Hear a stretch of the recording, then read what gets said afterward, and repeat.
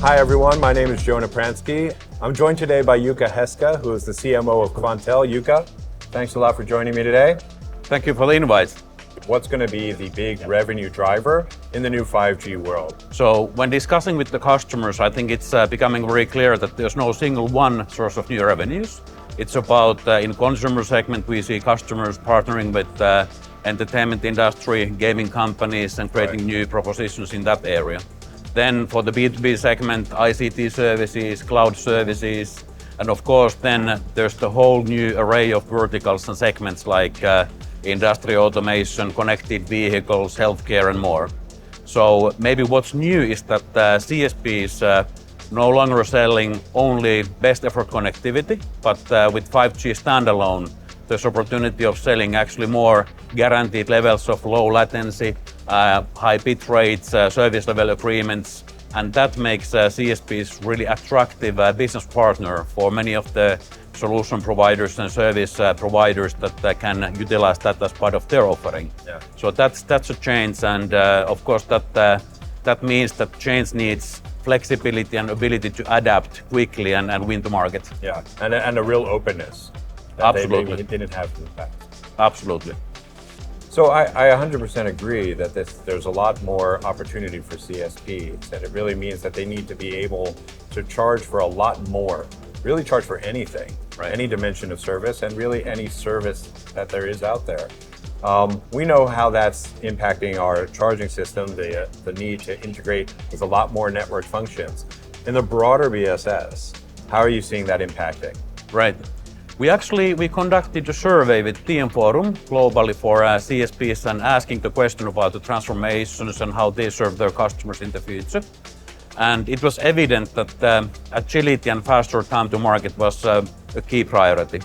And it was actually 91% of the CSPs are saying that they are missing opportunities because of not having a quick enough way of launching new products to the market. That's a lot of money left on the table. Exactly, and then that in turn is obviously making CSPs to invest into advancements that will improve the time to market and agility in this growth market area. So that's very interesting, and it kind of aligns with a lot of the synergies that we see between Nokia and Qvantel in kind of the focus on no-code and low-code configuration of plans and deals and offers and things of that nature. So what is your survey then telling you about kind of the spending priorities in the world of BSS? Right, very good question. And actually in the survey there was two segments of the CSPs identified. There's a CSP segment which is already having very good time to market, like 1 week or less even. And then there's others that have anything between 1 week and 2 months. And common areas for investments are things like catalog-driven architecture, microservices, open APIs, and those continue being key priorities.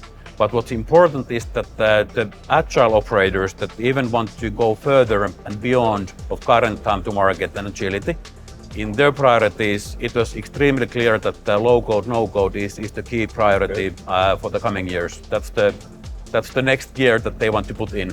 So what are you guys seeing in terms of AI and use cases for AI in the broader BSS?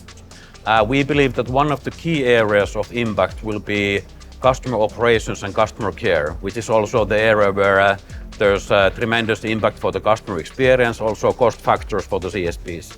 And for that reason, we have been exploring and showcasing Customer Care Copilot, which is actually then bringing faster resolution times for solving the customer issues and actually providing better resolutions and improving the customer experience. And the way it works is that we are using generative AI LLMs, large language models, in bringing the ability to provide the care agent with the best possible analysis of the customer interaction history, sentiment, likely intent and resolution suggestion, and that way speed up the actual serving the customer on the spot.